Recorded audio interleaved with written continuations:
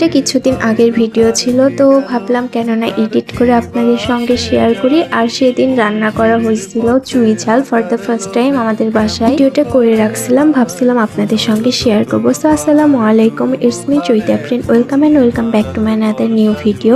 তো রাঁধুনির যেই মিক্সটা পাওয়া যায়, তো আমরা সেটাই নিয়ে আসছিলাম চুই ঝালের।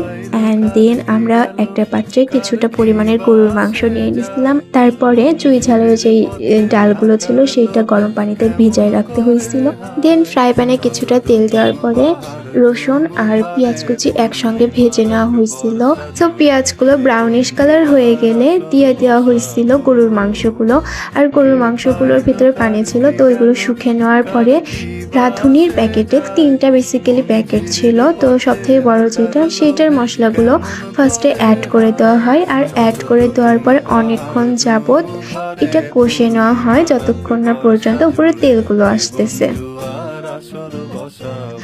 আর অন্য সাইডে ইলিশ মাছ রান্না করা হচ্ছিল।